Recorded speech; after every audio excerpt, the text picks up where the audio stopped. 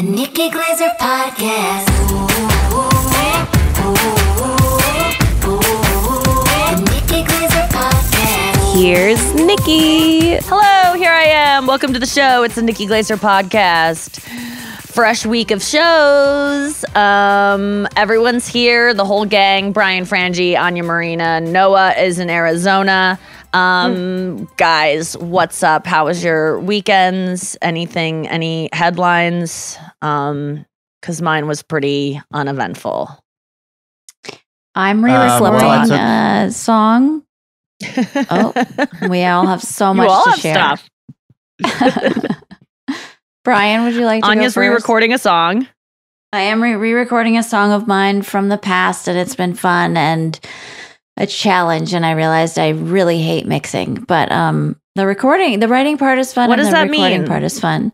Mixing is like just tweaking stuff. So it's all been it's been written, it's been recorded, and now it's like, can we bring the cello? Like it's going da-da-da-da-da-da. Can we have it go da-da-da-da-da-da? And it's just like, okay, that'll take 45 minutes. It's just tedious. But isn't that work. nice? Because you can go like, I want that cello to go did it, and I'm gonna go make a tea and go sit and pet my dog for 40 minutes. Like, I like when things take long to have to do, because then I have time. Like, I'm doing something, but I can't do it. I mean, you're not the one making the cello go did it, you know? That's a good attitude to have, and that's what I should do. I did get a lot of Wordle done and a lot of spelling bees done. So while I was listening to, well, I think what you're saying is the mixing is kind of like the editing for my specials, which have always been the worst weeks of my entire life, and I say that with no hyperbole. The worst times of my life have been editing my specials, because I have to look at myself, listen to myself, make choices. Just and mostly like look at myself, but you don't seem to have a problem listening to yourself like I do. Do you hear stuff and go, God, I wish I could do that again? No. In fact, I'm like, that was good, and they're like, we should redo that. I'm like, I think it's good. It's charming. Like my guitar parts are. I don't know. I used to hate my voice a lot, but you get used to it after. It's been so many years, you know. But I would hate looking at myself. I think I could not stand that. Like I have to make a video for this song, and I am dreading it. Absolutely dreading it. But you can do that mind. stuff. I can watch myself on mute. I can't listen to myself because I just get annoyed with, why didn't you write a funnier line? Why did you emphasize that word instead of that word? I think that so much of the artistry of stand-up is actually, it is the audio. The visual is like, I'm always like, oh, my hair and makeup looks good and my dress looks cute. Like, I can't really like fuck with that, but the rest is all up to me. Like, I can blame my makeup on my makeup girl and my parents for making my face look like that because by having sex with each other. Stand-up is like, it's always evolving, whereas a song, usually it's like, okay, now it's done. When you record it, it's done. But stand-up, I guess you're always kind of working on I guess with music, it's sort of the same. Like music the too. I would feel the same way of like, that lyric could be better. Oh, that lyric is. I know you have things where you're like, oh, that was a C. That lyric, I didn't really work that hard, and I could have made it an A. But like, we just wanted to finish the song. But you just feel like it's more, once you recorded it, set in stone, and you don't have regrets about it. Actually, I did have that one. This is Satellite Heart from the Twilight soundtrack, which I kind of want to release Anya's version, because I never did own the master of that, because I had to sell it to the Twilight people when it was on the soundtrack. And I really wanted to redo it with cellos and like something more organic. And so now it sounds so cool, but re-recording it, I'm like, wait, how this song is it's like all the same tone, and the thing that makes it dramatic is all the other shit, like cello's coming in here, taking them away, then there's drama, then there's one weird note here. But it's like, I didn't write that. I wrote a pretty like basic pretty song that stays in this zone of like meh. So when I was recording it, I'm like, fuck, this is boring. But it's not when it's finished, you know, when like all the things have been added. But yeah, on its own, I was kind of like, done Anya's version had Taylor Swift not done Taylor's versions? Were you inspired by re-recording? Like, because I feel like a lot of artists are starting to re-record things after Taylor. No, I wasn't that. inspired to re-record it. I've wanted to do that for years because I'm like, I want to own this song. I want to put it out myself. I almost did it on my live album a couple albums ago, but for some dumb reason, I just didn't get to it. But I was inspired to title it that. But now I'm like, maybe I won't because I don't want to be like, like Taylor's version. Yeah. I mean, it would be, I think it's cool that she did that. I think it's great when artists re-record their stuff. And it's great that she's been doing it like so fast because it's become a story. Do you hear your voice mature? Actually, because it's like yours is like 10, 15 years later, right? I was just A-Bing them back to back, like the old version and the new one. And I was like, fuck, did I nail it in the old one? And I did, but I sang a little differently. Like there's this one line, it's about Bella when she's depressed in Twilight. And the line that I wrote is, call on all your girls, don't forget the boys. Meaning, call your friends. Don't forget to date other people too. Just because this vampire left you, don't like become, a depressed person sitting at home.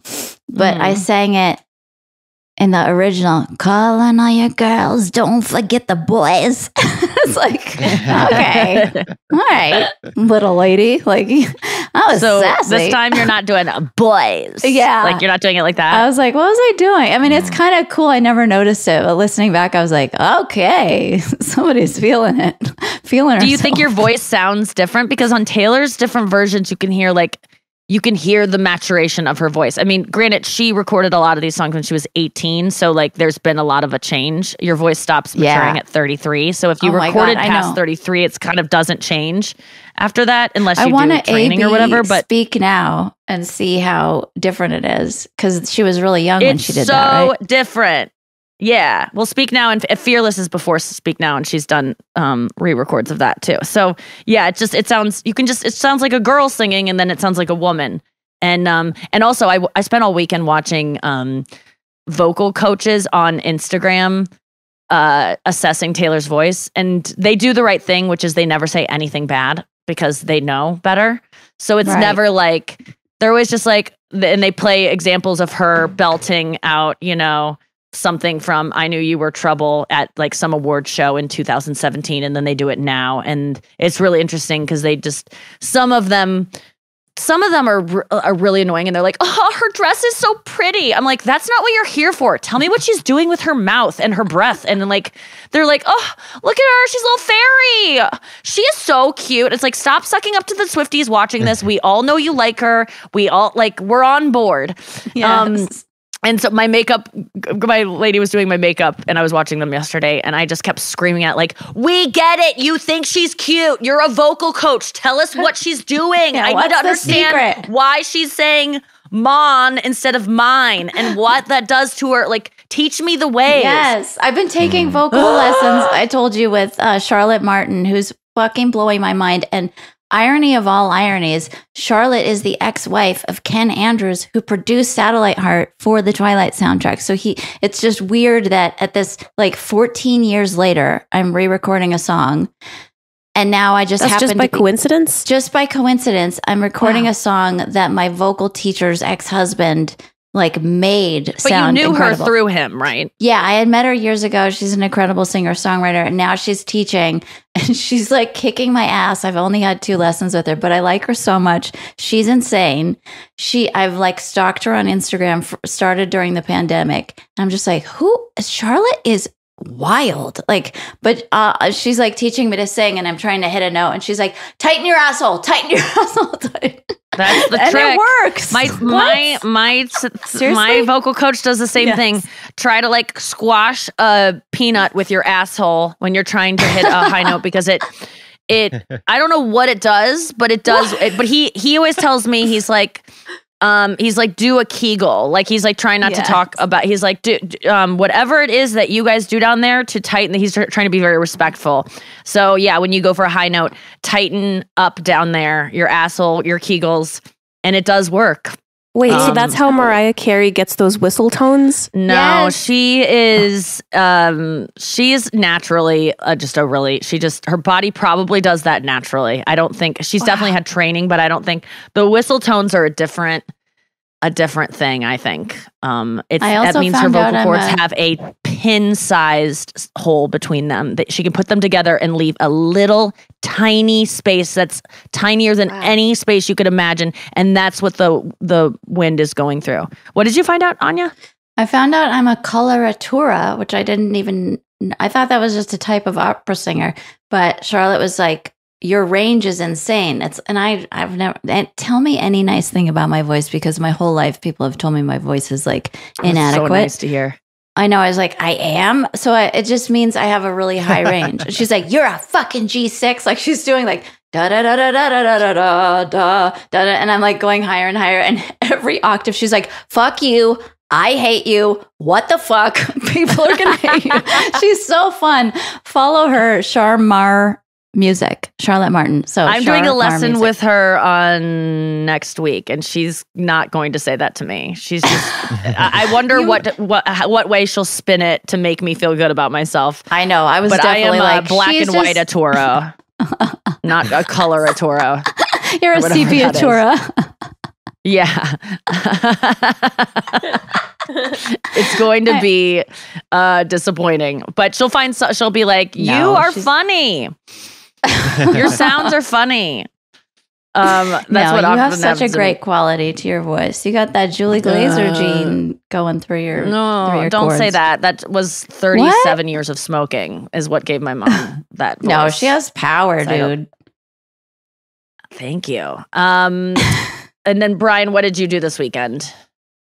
Well, I spent a lot of time digging into this Rachel Zegler controversy about the Snow White movie that's coming out. Me and my wife sat and watched a bunch of YouTube videos because I wanted to figure out why are people so upset. You guys know what I'm talking about? I think Yep. so.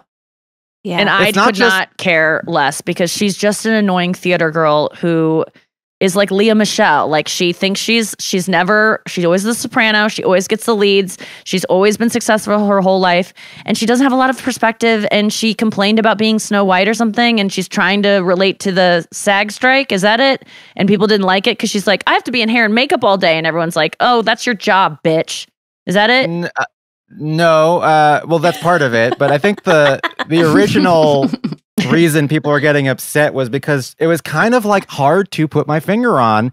And so we watched all the interviews like over and over again to be like, why is this upsetting? Because she's pretty and successful and talented and most people But no- aren't. But wait, that's explain why the they're mad. controversy. That's not fair. That's not fair. Because like that's like saying like, oh, you're just mad because a woman has an opinion. And it's like, I don't know. I hear a lot of women with opinions and I don't get like upset about what they're saying. But for some reason, these interviews are upsetting. And me and my wife are like, why is this upsetting? Okay, why is this upsetting? I can't figure out why. Anya needs to understand why does she? Okay, Here's explain all it I to know. someone who has no idea. I thought Okay. the controversy was that she dissed the original Snow White by saying it's super sexist and fucking weird. Their dynamic is creepy. He like stalks her. This is not a 1939 production. We're doing a modern version of Snow White that's not problematic. And people were up in arms. Is that the controversy?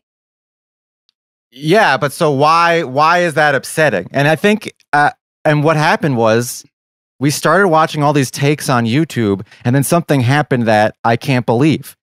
I watched a take from a clip from Fox News, and they articulated why I was upset, and I was sitting there going like, "Yeah, you're right. That is why it's annoying." And then I realized a switch flipped. This is what people love Fox News for, because they watch stuff and they're upset and they don't know why. And then some blonde woman in her, in great hair and makeup says something articulating why you're upset, and it gives you, it justifies that feeling.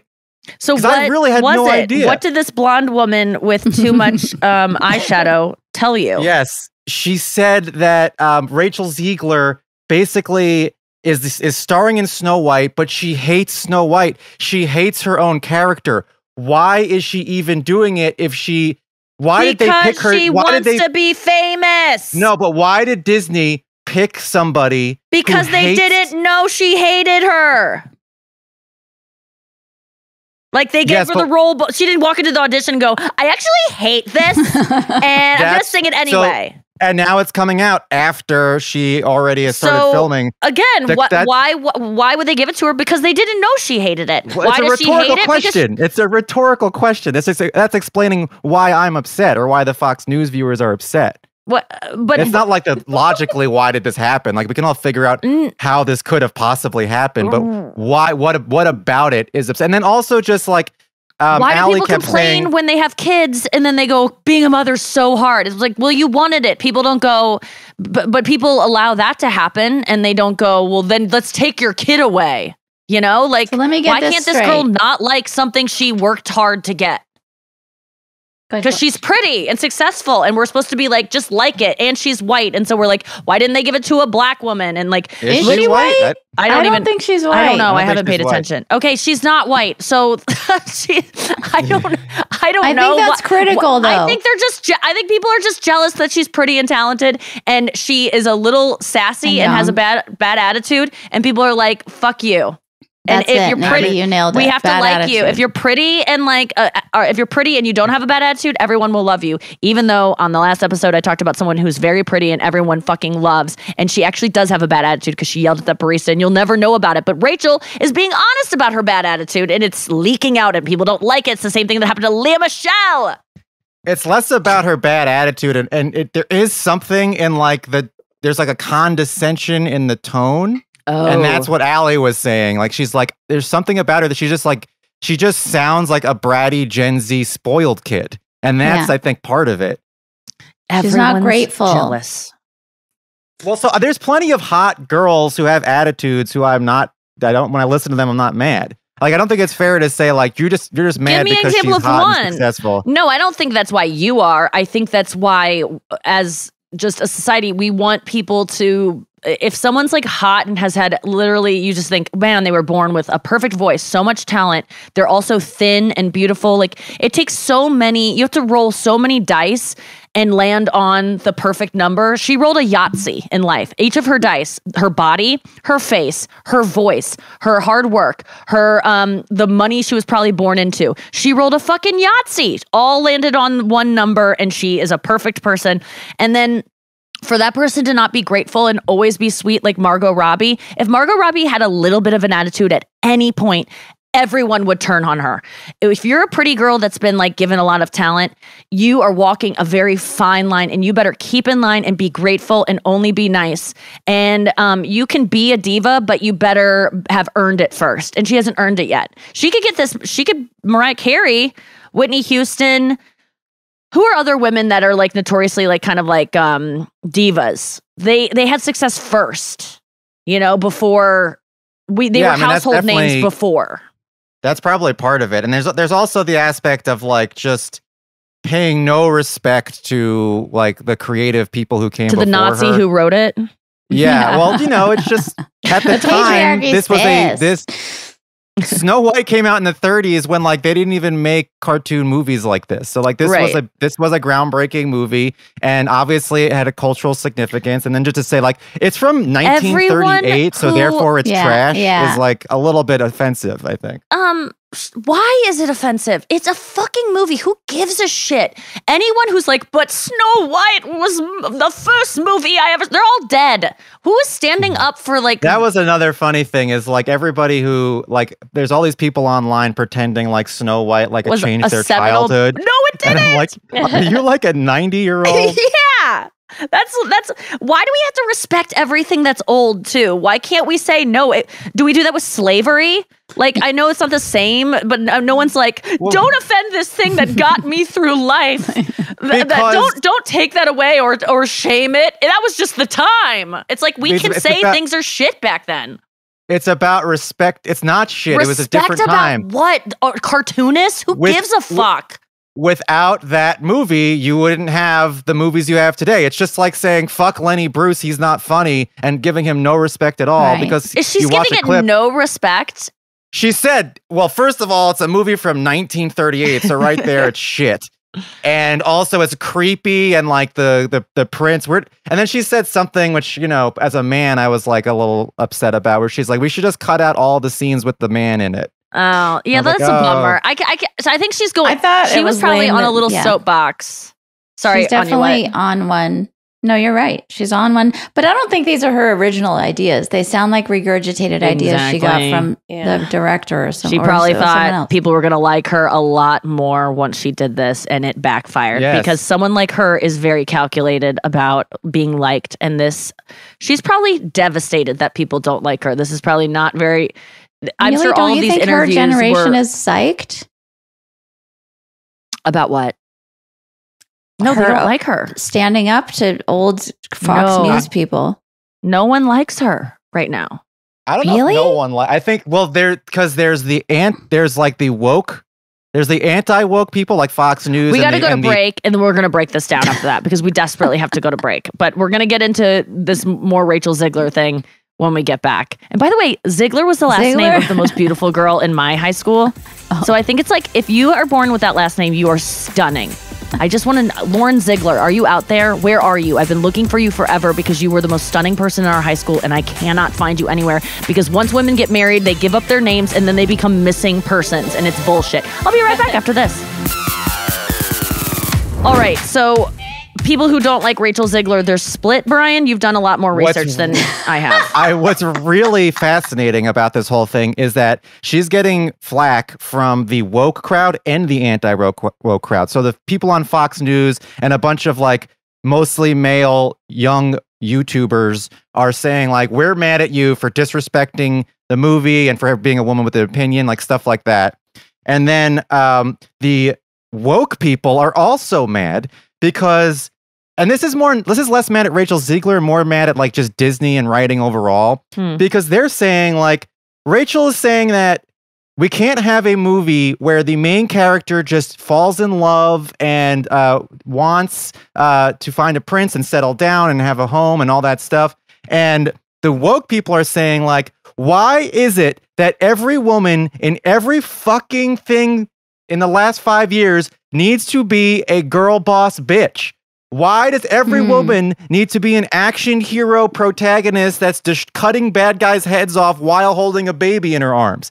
Can't there be a protagonist that's just interested in, you know, having a nice home and friends and stuff like that? Why does it have to be every character that's a woman has to be a strong female protagonist, boss bitch who also has kids? Because That's what woke women people are saying, don't Brian? feel.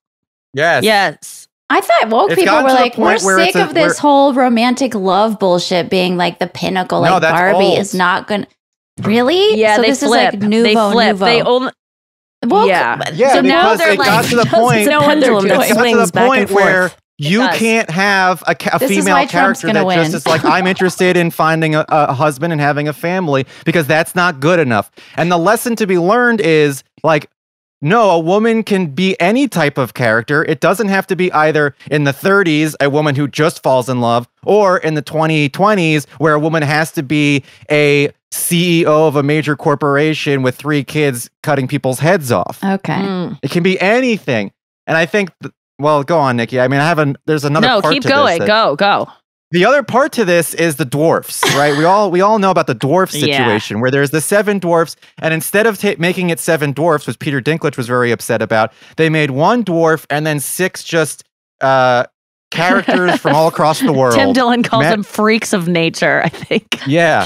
Tim Dillon has a great rant about what are these dwarves when they announced it. He was like, they look like they got 7 random people from Skid Row. One doesn't have, it's like all different types of people. And it is a cast of characters that no one really wants to look at. I mean, No. it's disturbing. There's such a funny part in Tim's rant where he looks at there's a guy in the middle who just looks like a white guy with long hair, and Tim's like, what category is that guy? Why is he getting in this little lineup? Because they're trying to represent like the rainbow of like disabilities, Right. and you know, and there isn't is there a dwarf in them, or is there There's one dwarf? One dwarf, and he's in the front, obviously, because if you were filming, you wouldn't be able to see him if he was in any other spot. Right. It should be 7 dwarfs, but instead it's just 1. But here's the lesson. And this is why I think everyone's mad. I think it's why people are mad at Rachel Zegler. I think it's why people are mad at Snow White. I think it's why people are even mad at that Little Mermaid movie, even though 80% of the people mad at the Little Mermaid movie are probably racist. But the other 20%, it's because stop pandering. Just make something good. Don't try to figure out the political angle that will sell more tickets, because you're not going to be able to predict what woke people and anti-woke people want. If you're pandering, we'll see Certainly through not it now. and we'll be annoyed. But no, I think that decisions that have been made to make things more inclusive have been good, where we see like people are complaining like, God, every couple in every TV ad has to be a mixed couple now. Like, I think that's good to put those people, that is a choice that was made to say, we're not going to just cast white people all the time. If we're just lazy about things, you were citing something the other day, Brian, where you were like, all the people were white. What was that you were talking about? And you were like, today, can you imagine that was all the people being white? Yeah, so I was watching School of Rock, the great Jack Black movie from 2003. Oh, 3. Jesus. Okay. 2003. Yeah, and I'm watching this movie, and School of Rock has Jack Black, who's obviously a white man, and then he's got his class, and the class was a pretty diverse. He's a yeah, so it was early representation of little people in cinema. There's also the class, which is actually pretty diverse, even though most of the diverse classmates were like stereotyped in certain ways that probably today would get a little bit of flack, like, the Asian guy is nerdy, like stuff like that. Yeah, why is he playing the violin? Why is the black kid rapping? Yeah, the Asian guy played the piano, which is then, like, of course, the amazing singer he is was like playing a that little black instrument that is always being played in Canal Street. That little stringed. Like, just so fucking stereotyped. Okay, go on. So that was good. But then I'm watching in every scene where there's supplementary characters, in every single instance where there can be an extra character who's not intrinsic to the plot, they are white. A white man, so generally. So, like, at the beginning of the movie, Jack Black gets kicked out of his original band. And the band has 4 bandmates in it. And out of those 4, guess how many of them were straight white men? All. I'm not going to guess because I know. Oh, so that's all 4 of them are straight white men. And it got to the point where I'm so used to watching shows that aren't just all white people that I was like, I can't tell these 4 guys apart. Like, they all look like the same fucking guy to me. It's actually confusing watching movies from the 90s sometimes, because you're like, is this all white people look alike? Same guy? Yeah, that's so funny. And then, like, Jack Black has his teachers that are at the school with him that he's substitute teaching at, and they're at a lunch scene where they're all at the table, and except for one guy out of 5 teachers, all of them were white. 4 white guys, 1 woman, and then a non-white guy. And it's like, I can't believe how many of these white guys are being cast. Where if this was in a movie today, it would be like making a statement about, like, maybe it's like only rich people are like the devil, like this is hell's lunch table. Right. If there was that many white people, which is a good thing, but when that's a good thing. That's a good thing. I'm not I mean, diverse except for casting you. is a good thing. Well, it's bad for me personally. The amount of white men I've heard, and I don't begrudge them. Like, and everyone's always there's gonna be some group of people that's gonna miss out when there's things like affirmative action or some kind of like, mandate to put more people of color in writers' rooms on TV. Like, there's gonna be white men and white women who are gonna miss out, and I just say to them, because as a white woman too, I kind of got successful before it became like you can't have, and I'm a woman, so it's still kind of a minority, especially in the comedy world, so I benefit from that too. But it's like I say to white men, like, they're just like, man, it sucks right now. No one wants, I mean, you hear it constantly. White men saying it's just not the time for us right now. And most of them have that kind of attitude about it. Like, it's just, it's not, not a good time for us. Because it is true, but being mad, it is true. It's just like not the best time to be born as a white man, and that's just and the rest of the time it was shitty to be born a person of color trying to make it in this business. So you don't get everything you want in life, I guess, is the theme of this, that people just, I think sometimes people just think that, but I want it, and you just go, well, you don't get to have, not everyone gets everything they want, and sometimes that sucks. Yeah, and you just have to make peace with it. Would you have made that argument 30 years ago to a black person who's saying that we can't get cast in anything? Yes, because that's the way the world is working. Right, I'd say I would like it to be different for you, but it's not, and this sucks. I'm not saying like just accept it and don't like fight against it, but sometimes you just do have to accept like the way things aren't fair. Some people are born into money, some people aren't. Some people are born with a talent, some people aren't. Like I was talking to, well, this is a sticky situation that I should probably leave for the bonus pod, but we were talking about trans people in sports, and I actually have a very good explanation for it and why things should be the way I think they should be. I'm going to save that for a time when it is not such a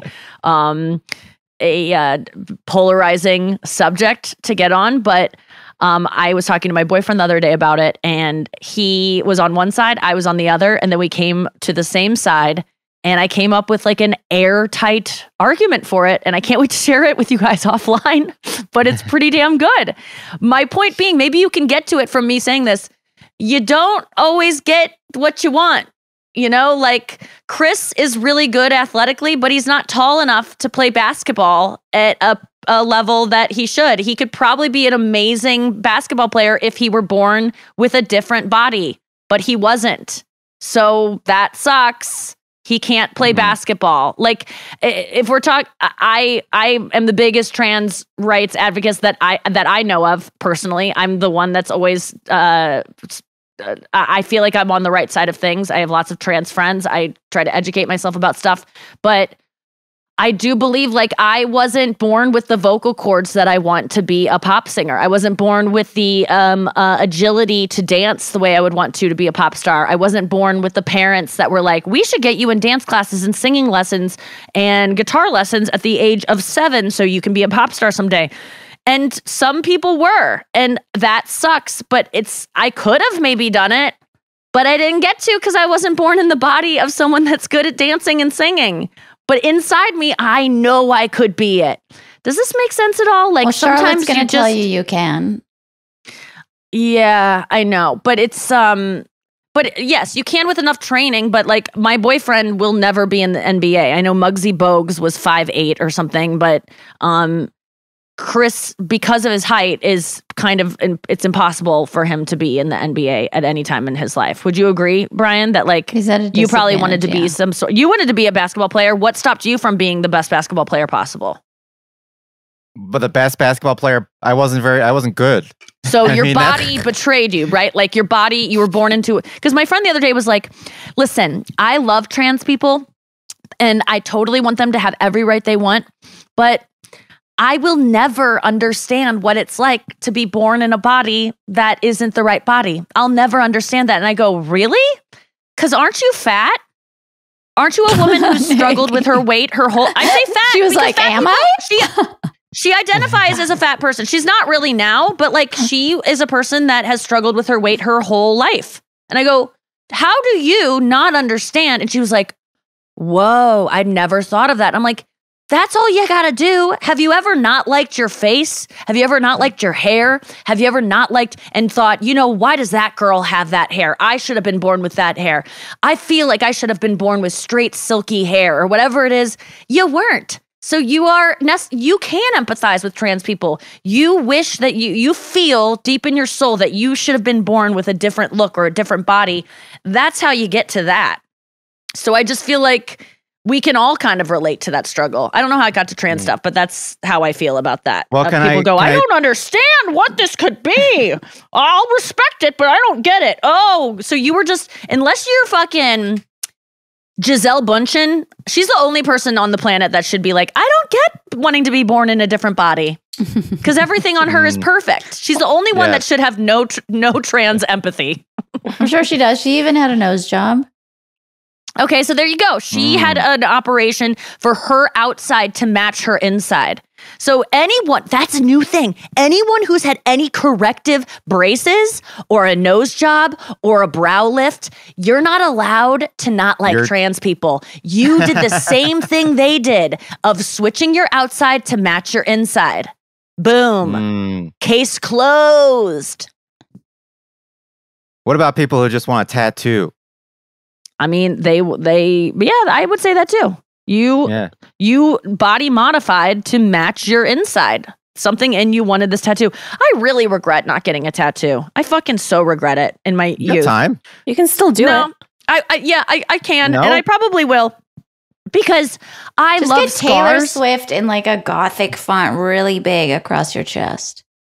No, because that's going to be, it's going to start melting. Creping. You know, like, yeah. And that's an area that like, I don't want anyone looking at my décolletage. That's getting spotty. And What if it's just, you get ahead of it and you just tattoo old Swifty?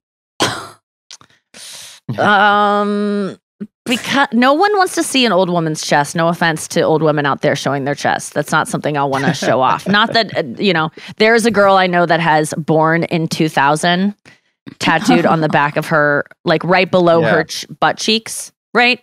Born in and then, or made in, and then 2000, the year 2000. And I'm like, that is so cool right now because it shows everyone you're so fucking young. But you are going to be hiding. You're going to have that number adapted at the end pretty soon. Like, what year does she start covering that up? But it is in a place on her body where she won't be showing that region off when she is ashamed of that number. So I guess it's the perfect place to put it. Because right now you see it all the time. Place. Yeah. Well, it's start covering it up. It makes sense because it's in the place that you show when you're in your 20s. Right. But she's going to start wearing shorts that go less short pretty soon, and then you won't see it.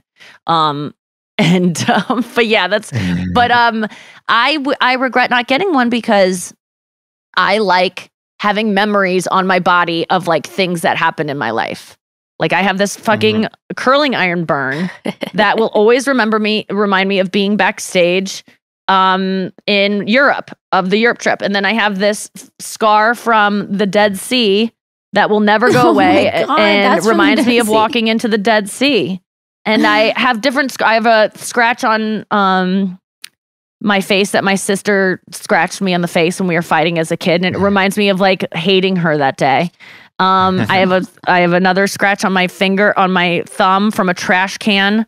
The first day that I ever did live radio in Kansas City, I remember I was like, oh, I'll always remember that this scar is from the first time I ever went on radio, which is a big deal in my life. I like having little reminders, even of like things that are embarrassing. So I wish I would have done it earlier on that day. I just was throwing something away, and there was like a little piece of metal sticking out of it, and it just scratched it. Oh, and I was just like, got a vaginal wink.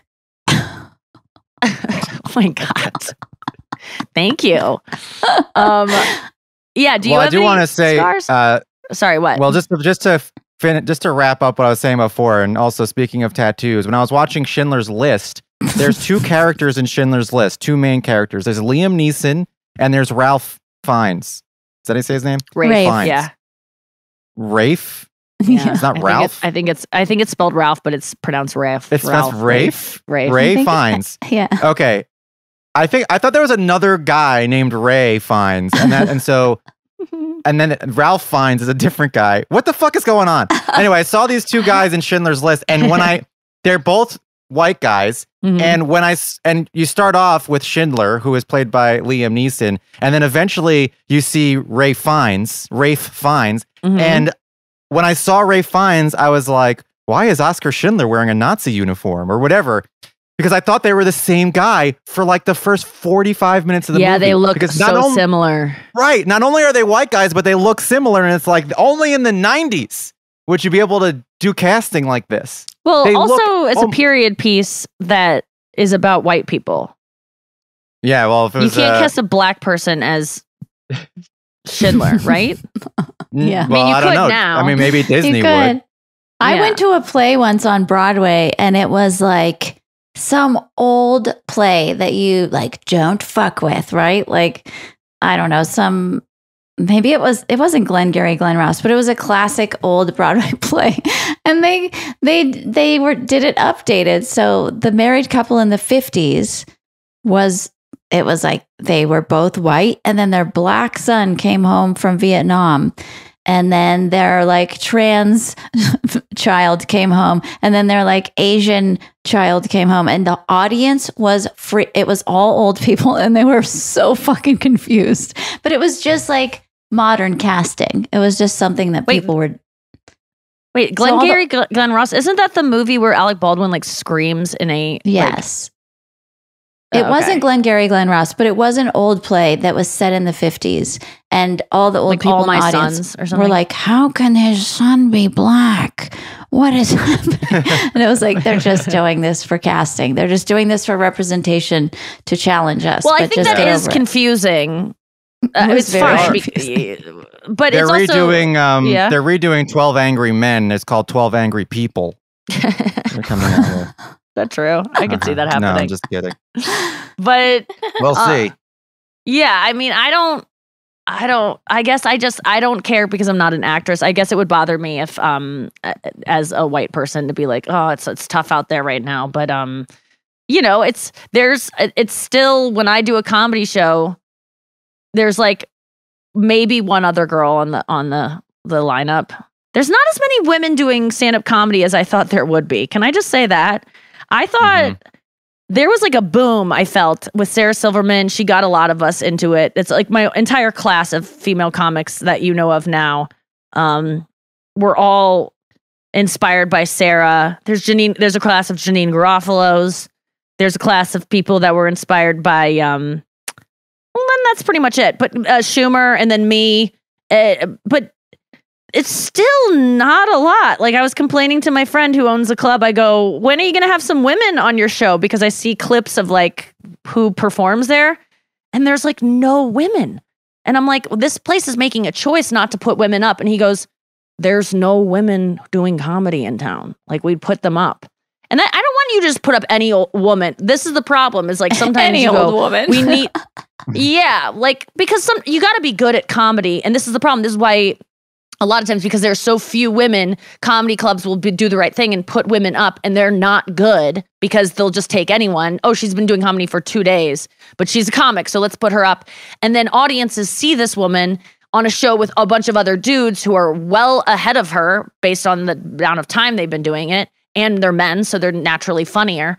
That was a joke. I'm seeing if you're listening. And then she does poorly. And then what do the audience think when they leave? Women aren't funny because they're putting her on the same level as all the men they just saw. So it's this weird thing of like, don't put women up before they're ready, but also like, why aren't women doing more comedy? I still don't get it. I still maintain that women aren't encouraged to be funny as youths because women are supposed to be dainty and delicate and pretty and clean and cute. And boys' humor is all rooted in farts and dirt and frogs and poop. And like, those are the favorite words of every kid based on my niece and nephew. Yeah, I just found it here. You left it. And I would also girls say aren't that I encouraged think to joke about that stuff. Open mics and early and road clubs, that's still a boys' club. I mean, you if you're a woman starting out doing comedy and you're going to open mics, I mean, there's gonna be 80%, 90% men at these open mics, and most of them are probably don't feel very welcome and are not treated well. Get over it. No, sorry. I mean, listen. I don't want to say get over it. That's going to be clipped, and it's going to be like, she doesn't understand. We all get raped every day. But that was my favorite Schumer joke. Used to be like, people always ask me what's the hardest part about being a female stand-up, and I always tell them the rape. And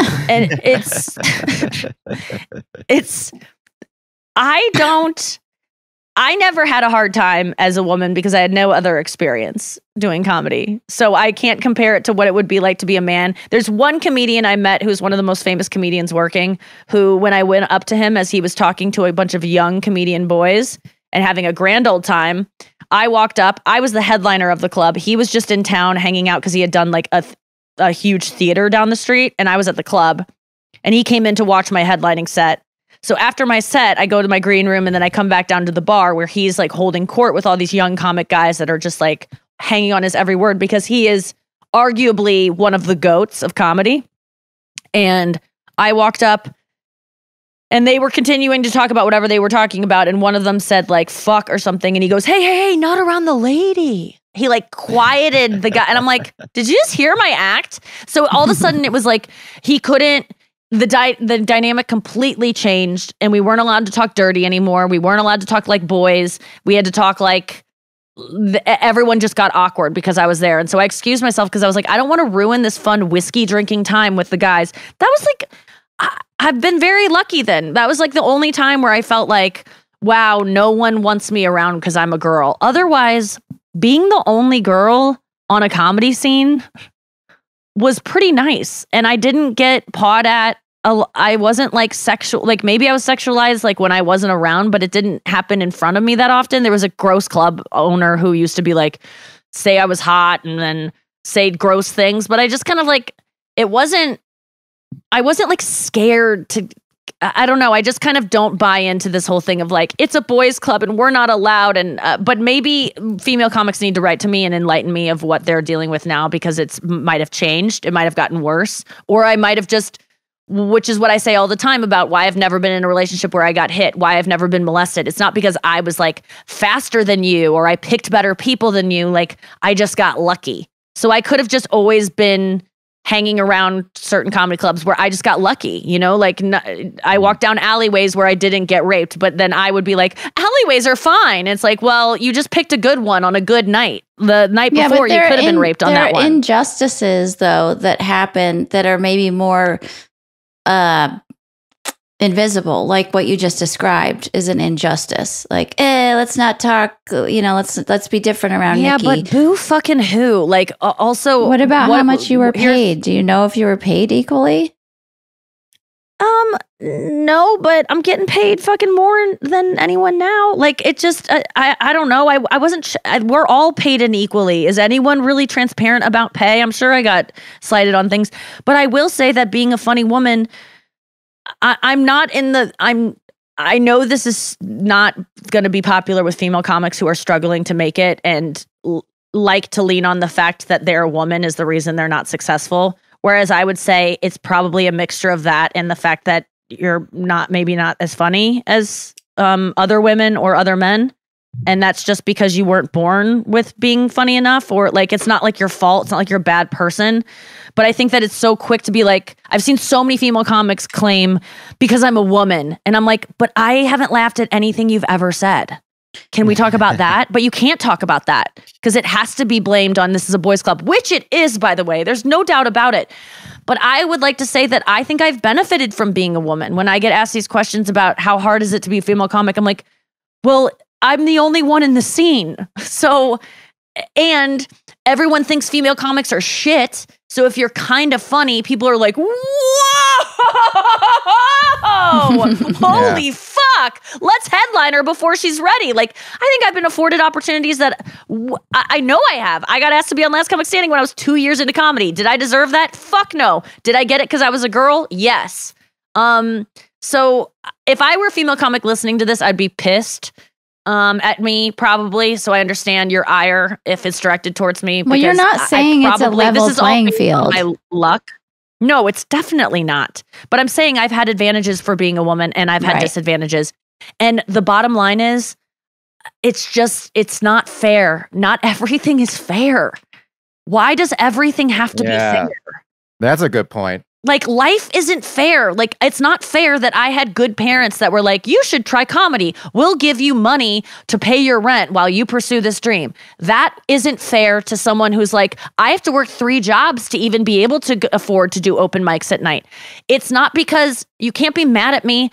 If you were born with my family, that would be your lot too. It's just, I got born in a different body with a different family. It's just, everything's not fair. But that doesn't mean that we shouldn't hear you and go, okay, let's create a fund for struggling comics. Or that doesn't mean that I don't pay my openers a little bit extra when I know that they come from a family like that. Like, we have to account for those things, but life isn't fair. And believe me, I cry about it all the time. I have my things that I'm like, why wasn't I born with that thing? I'm plagued by why does she get that? Why does he get that? And I don't. And the bottom line is, it's because life isn't fair. And not everyone gets everything they want, except Rachel Zegler. And even she's getting taken it away right now. But I bet that girl did not come up against a lot of, you know, like, oh, this weekend. Okay, we have to go to break, but I have an actual perfect example of this. We'll be right back. This weekend, I was watching a clip of, I guess, the casting director of American Horror Story or something like that. And it popped up on my Instagram. And he was talking about Margot Robbie auditioning for American Horror Story. I guess before we knew her as Margot Robbie. I guess that show's been on forever. And he said she had the best audition he'd ever seen, but she didn't get cast. Okay, hold on. Let's go back. Do you think he'd be talking about this random girl who auditioned in 2007 if she wasn't Margot Robbie now? And do you think he'd be just wistfully talking about how she had the best audition he's ever seen and he thought, we don't have a place for her, but she needs to find a place somewhere in this world? No, this is all things you think retrospectively because you know you missed out on having someone who is the biggest star in the world right now in the biggest money-making movie Warner Brothers has ever made, and you're embarrassed you didn't cast her, but you also want to be a part of her narrative. You want to put your name in there. She's a part of the American Horror Story story, you know? And ethos. Yes. And also, it made me happy because Margot Robbie had a bad day once. Margot Robbie got so close on a role, you guys, a thing she wanted so badly. I think we can all relate to a guy you want, a job you want, a dog you think you're going to get, a fucking house apartment you think you're going to get. And she got a call one day. Margot Robbie was like, yes. Oh, really? Okay. No, that's okay. All right. Thank you so much. And then she put down the phone and she cried. Margot Robbie one day had a bad day. And that made me feel so good. She hasn't gotten everything in life that she's wanted. We all don't get everything we want. But then someone will spin the story later on to make you feel better about the thing you lost out on if you end up being a huge superstar. Because now she can be like, oh, they thought I was the best actress in the world. Guaranteed they didn't say that to her in the room. Guaranteed she got no feedback on it besides the fact that she didn't get it. Or she probably never even heard she didn't get it. She probably just saw the TV show that she auditioned for and someone else was in the role that she thought she was going to get and was still waiting to hear back on, which is how most people find out in this town that they didn't get something. There should be a website called baddays.com or a book called Bad Days where you just have successful people. Tom Brady's. Yeah, like telling a story about how they failed or what went wrong to make people, like it could be a Tumblr even. What's the worst news you guys have ever gotten career-wise? Career-wise? I mean, my career is just a string of bad news. Okay, so last week, Brian. What was the worst news last week? I don't know. I mean, I definitely had both of my reps retired, and just randomly at a young age. There's plenty of stuff that I pitched and I didn't get. Athletes. There's shows that I didn't get. There's festivals I was rejected to. There's people said I wasn't funny. There's all sorts of things. I mean, it's like every day. Mm-hmm. And then just bombing. It's constant bombing on stage, and everyone's telling me to quit comedy, and that I don't understand why you're still trying. And now, who's why everyone? Are you gonna lie? God, you're making this I'm exaggerating a little bit. No, but it is. I mean, like, I feel like I have failed much more than I've succeeded, but my successes have. But I just keep trying because I'm a straight white man, and I feel like I deserve it.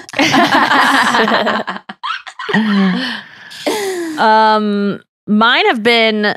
I thought I was going to get a Kevin Smith show that I was going to be his co-host on. I was one of like 3 girls considered for it, and I was. Like, it seemed like it was going to happen. I signed a contract that in the first year of making this show, that would be a syndicated show on all like channels. This was in 2010 or 11. It was going to be $500,000 in 1 year. And at the time I didn't even own a computer. I couldn't get a laptop because I had no money. And I was like, this is going to change my life. And I got wasted the night before the audition because I was so nervous. And because I was hanging out with a boy I really liked and I just wanted to keep hanging out with him. So I got fucking wasted. I woke up the next day. I had no voice. I did this audition, which was an hour-long podcast taping audition.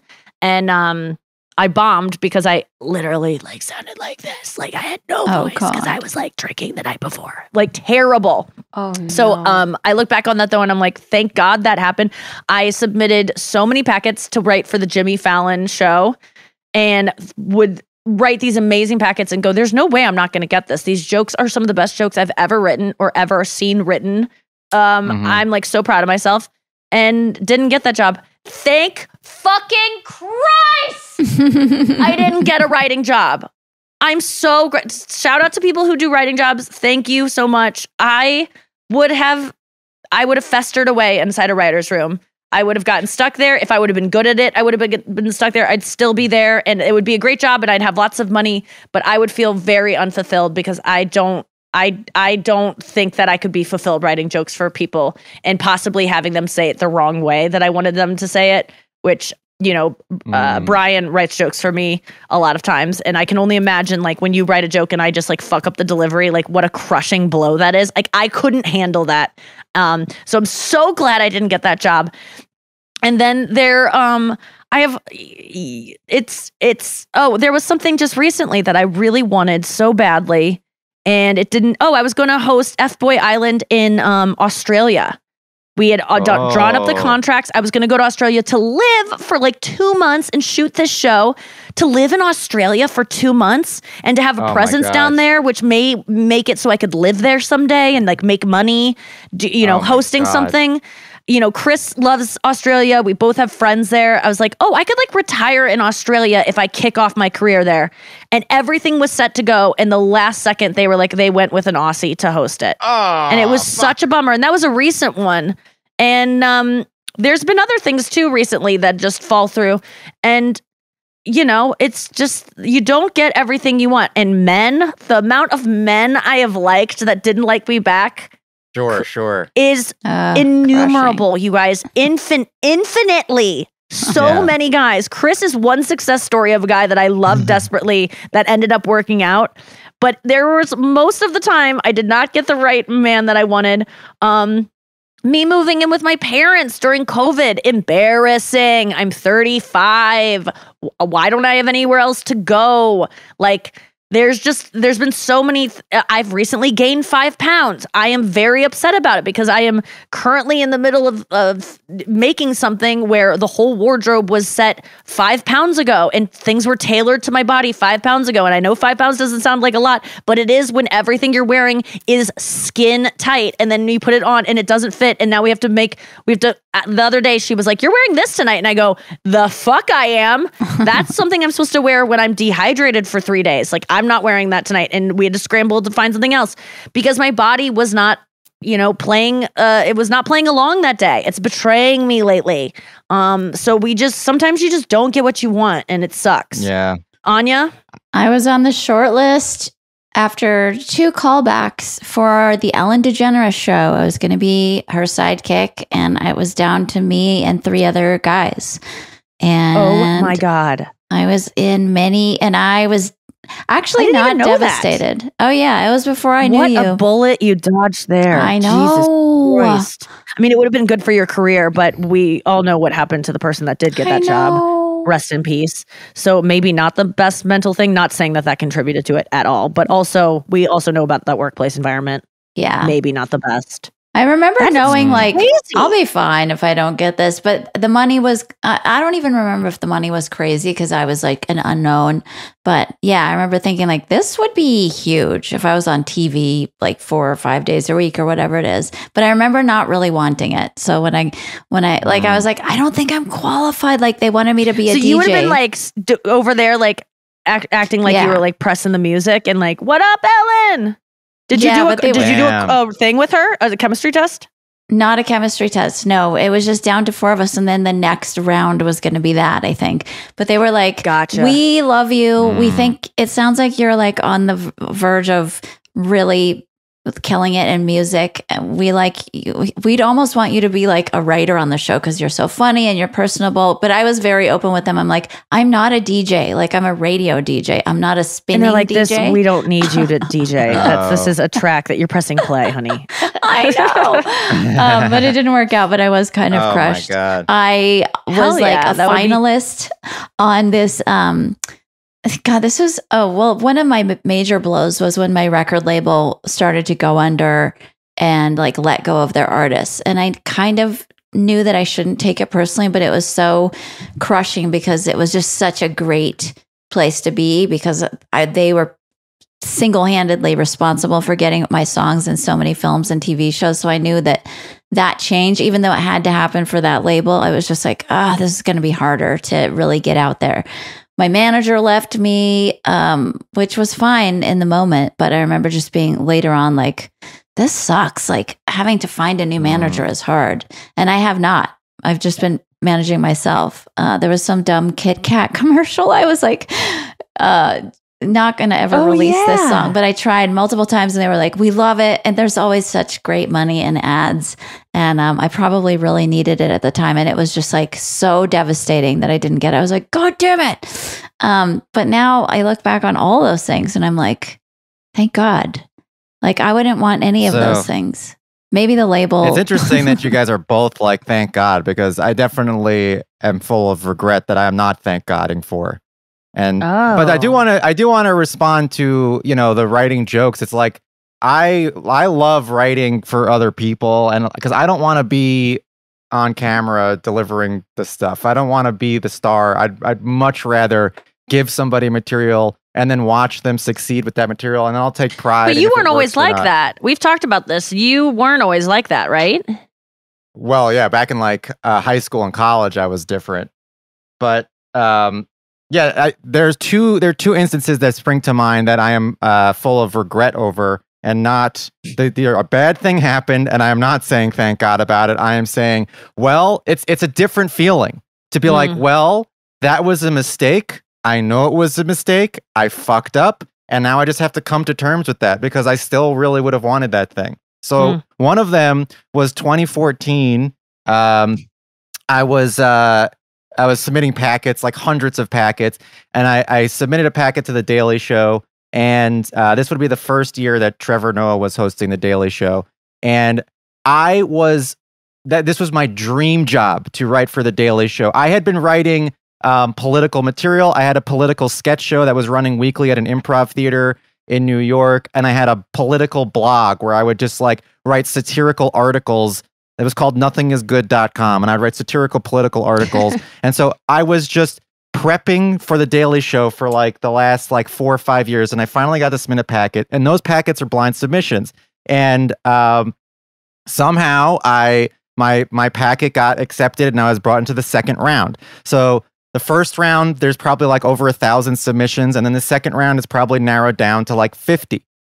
The second round is like a 24-hour period where you have to turn around a second packet in like 24 hours based on current events that are happening that day. I turned around the packet, I submitted it, and I got called in for an interview. I learned that it was down to 2 people, me and another guy. And the other guy is a guy I happen to know who is now my arch nemesis. But I because of this? For many reasons, but I think I already told this story on the show. But I did the interview, and Trevor Noah and all the EPs were there, and they said, it's 1,000 submissions, and it's just you and another guy, and I was like, oh my God, and I just had a bad interview, and they didn't take me, and wait, what did you do during the interview? Why was it bad? Were you yourself? I could see them being like, this is down, it was 1,000 and now it's down to 2, and this is Brian. Wow. Like they wanted you to go like, oh my God, and you were just like, cool. And they're like, we don't, this guy's like doesn't seem something excited. Like that.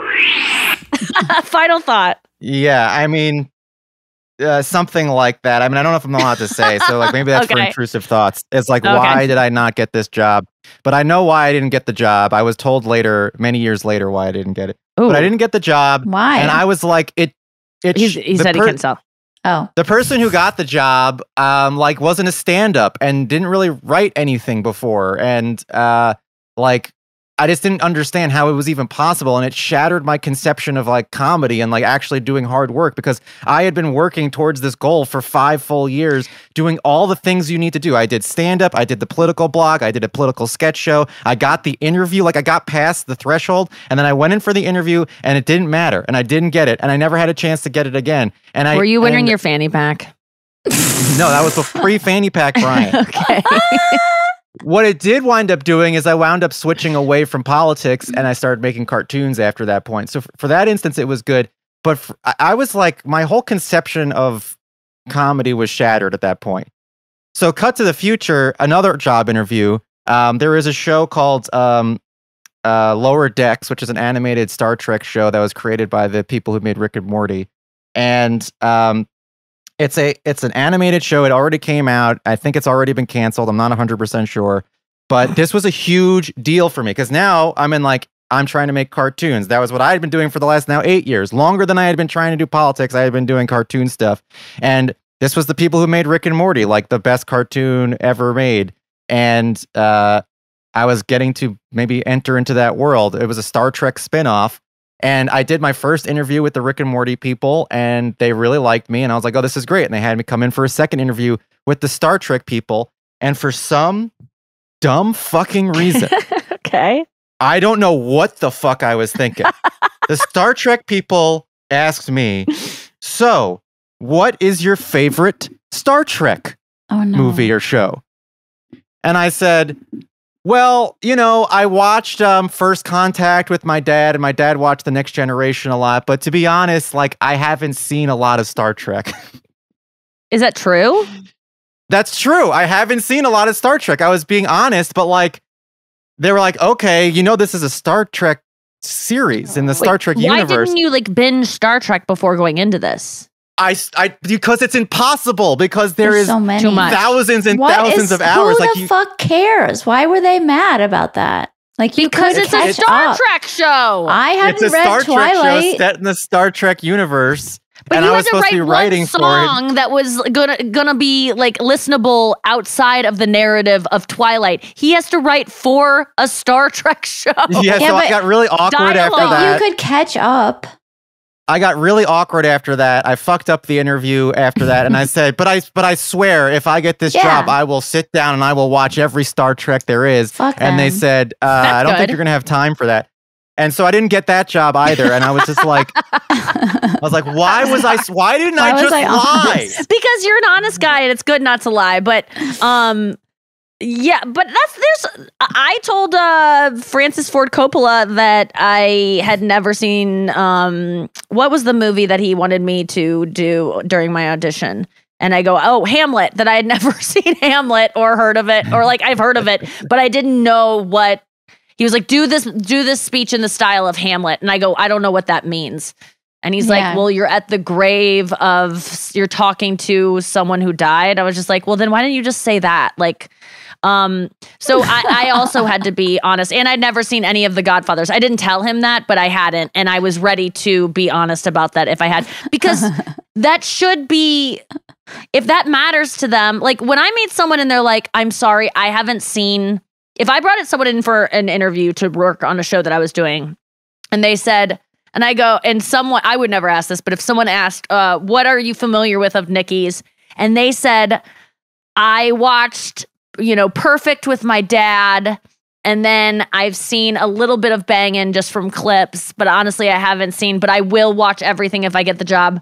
I'd be okay with that, because I don't think everyone should see everything that I do. But this is a different monster. This is like, there are Trekkies who will annihilate you if you get something wrong. This is a whole universe that I'm trying to enter into this universe. So you knew going into this, when you parked your car that day to go in there, did you have in your mind, they're going to ask me about my knowledge of Star Trek. Let me just be honest with them. Did you have a plan going in, or were you hoping that question would come up? Like, did you plan on telling them the truth?